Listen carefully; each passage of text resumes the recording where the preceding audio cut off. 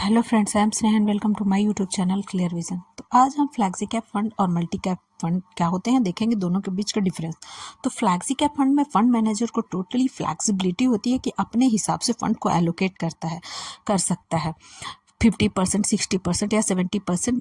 अपने अपॉर्चुनिटी के हिसाब से किसी भी मार्केट कैप में अपने हिसाब से वो परसेंटेज को एलोकेट कर सकता है, इसीलिए इसमें फ्लैक्सिबिलिटी होता है, इसीलिए इसको फ्लैक्सी कैप फंड भी बोलते हैं। तो हम यहाँ पे कुछ एग्जाम्पल के तौर पे दो फ्लैक्सी कैप फंड को लिए हैं जिसने बहुत ही बढ़िया रिटर्न 5 साल और 10 साल में बना के दिए हैं, यानी कि लॉन्ग टर्म में भी ये अच्छे खासे रिटर्न बना के दिए हैं। तो इसमें पहला मोतीलाल ओसवाल को हम देख सकते हैं कि 5 साल में 22% और 10 साल में 13% का रिटर्न बना के दिया है, जो कि बहुत ही बढ़िया माना जाएगा। और HDFC फ्लैक्सी कैप फंड ने 5 साल में 30% और 10 साल में 15% का रिटर्न बना के दिया है, जो कि बहुत ही बढ़िया माना जाएगा। हालांकि मेरी तरफ से रिकमेंडेशन बिल्कुल भी नहीं है। अब हम नेक्स्ट देखते हैं मल्टी कैप फंड को। तो मल्टी कैप फंड में फंड मैनेजर को मिनिमम 25% हर मार्केट कैप वाले फंड में रखना ही होगा, यानी कि लार्ज कैप में 25%, मिड कैप में 25% और स्मॉल कैप में 25% अपना वो जो फंड है वो उसको रखना होगा। उसके बाद उसको अगर लगे कि अभी मिड कैप या लार्ज कैप या स्मॉल कैप ज़्यादा अच्छा कर सकता है, तो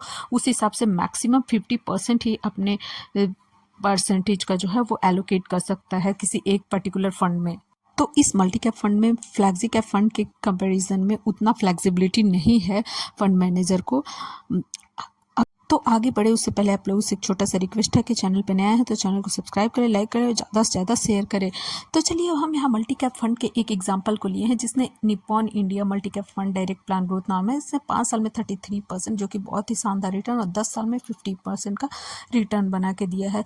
इसे भी बहुत ही अच्छा माना जाएगा। लेकिन हालांकि अगर हम पॉपुलर वाइज अगर देखें तो फ्लैक्सी कैप फंड ज़्यादा पॉपुलर है मल्टी कैप फंड के तुलना में।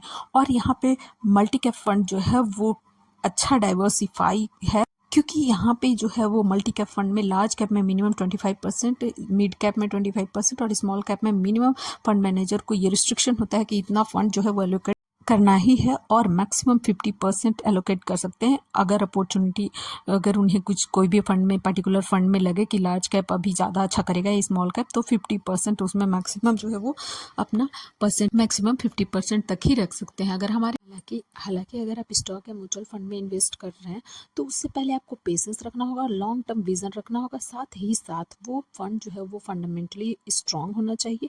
ये सब चीज़ों को जानने के बाद ही अगर आप इन्वेस्ट करते हैं तो प्रॉफिटेबल होते हैं। फंड कोई भी रहे, लॉन्ग टर्म विजन है तो जरूर प्रॉफिट होता है। तो ये जानना बहुत ही ज़रूरी है। और हाँ, अगर आप इन्वेस्ट कर रहे हैं तो अपने फाइनेंशियल एडवाइज़र की मदद ज़रूर लें ताकि अच्छे फंड के चुनाव में आपका हेल्प हो सके। Thank you.